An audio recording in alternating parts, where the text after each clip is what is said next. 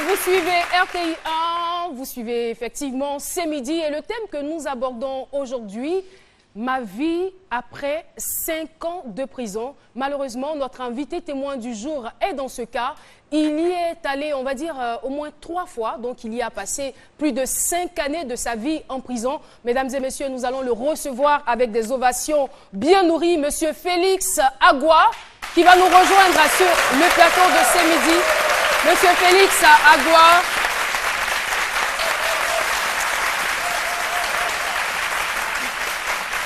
Merci beaucoup, public. Monsieur Agua, bonjour. Bonjour, et bienvenue sur le plateau de C'est Midi. Sachez que nous sommes très, très heureux de vous avoir. Okay. Vous allez bien? Je vais très bien. Alors, votre vie après 5 ans de prison. On veut savoir, comment est-ce que vous êtes allé en prison pour la première fois? Bon, pour la première fois, je suis allé en prison pour vol, tentative de vol, la première fois. Tentative de vol? Oui. Et ça, c'était en quelle année? 98-99. Qu'est-ce qui vous a poussé à voler? Bon, il faut dire que la mauvaise compagnie, l'envie. Oui. La mauvaise compagnie, l'envie. Et qu'est-ce que cette mauvaise compagnie vous a amené à faire? Parce qu'on veut vraiment comprendre vouloir les paraître, raisons pour lesquelles... vouloir paraître, vouloir ressembler aux autres, refuser d'être ce qu'on est, véritablement. Vivre au-dessus de ses moyens aussi. Voilà, voilà. J'ai eu aussi le malheur de connaître la drogue forte. Vous avez eu le malheur de connaître la drogue forte. À quel âge vous avez eu votre premier contact avec la drogue? 19 ans, 19 ans. À l'âge de 19 ans? 19-20 ans, oui. Donc ça vous poussait à... C'est ce qui m'a beaucoup enfoncé, la drogue forte. À 19 ans, je suppose que vous étiez encore à l'école ou vous aviez arrêté l'école? Bon, je venais à peine d'arrêter parce que je venais à peine d'arrêter. Oui. Mais la drogue là, c'est sucré ou c'est salé? Moi,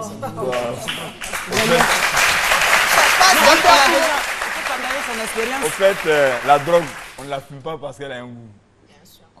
On la fume parce que on recherche une certaine sensibilité qu'on n'a pas. Voilà. Tenter de voler, par exemple. Non, pas la drogue ne fait pas. Il y a des gens, des gros drogués qui ne volent pas. C'est les moyens qui font que les gens volent.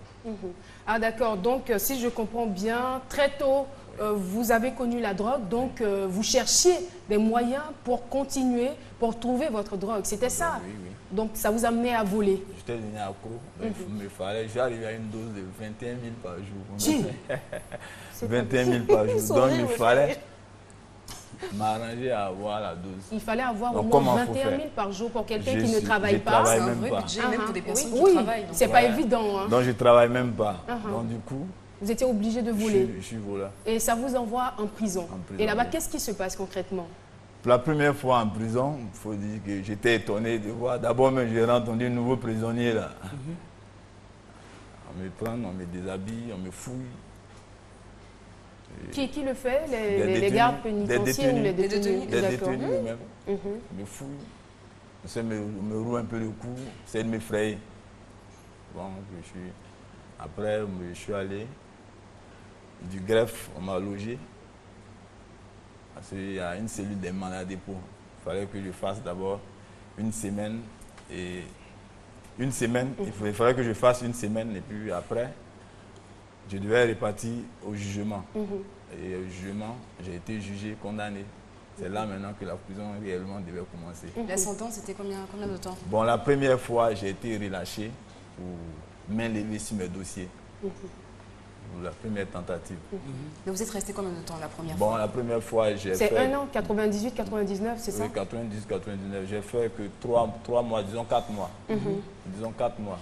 Je suis sorti de prison. Et là... c'est là que tout a commencé. Ma première prison, c'est là que tout a commencé.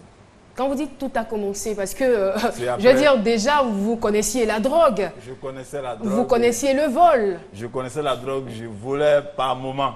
Parce que quand je suis rentré pour la première fois, je suis sorti. Et la prison était censée m'éduquer. Vous rééduquer. Me rééduquer. Mais là, c'était le contraire. Parce que quand je suis rentré en prison, j'étais abandonné de tous. J'étais seul, aucun parent, aucune visite. Et même le jour que je sortais, c'est mon gang qui venait m'accueillir à la sortie. Donc du coup, c'est ceux-là qui... C'est-à-dire les ex-détenus. Les ex-détenus qui sont venus vous accueillir. Donc du coup, c'est ceux-là qui m'aimaient. Je pense que l'homme aime celui qu'il aime. Tout à fait. Voilà. Et je suis donc ceux qui vous aimaient là, ils vous ont conduit encore à retourner en prison. Et de là maintenant, des petits volets que j'étais, je deviens un grand bandit. Voilà, je rentre dans la grande criminalité. Et ainsi de suite. Quand vous dites vous entrez dans la grande criminalité, c'est quoi exactement? J'étais vol à main armée, j'étais braqueur. Wow. J'étais braqueur. Coupé de route, tout ça? Non, je n'ai pas coupé de route. Je ne dirais pas ce que je n'ai pas fait.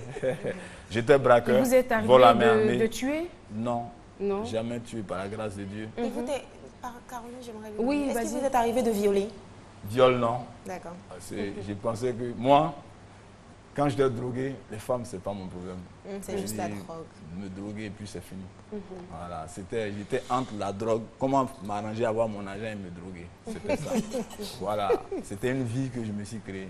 M'arranger à avoir de l'argent et la drogue. J'étais sous emprise de la drogue et ça m'a beaucoup fatigué. Et là, vous êtes maintenant arrêté pour vol à main armée. Vous retournez en prison? Oui, je vais en prison.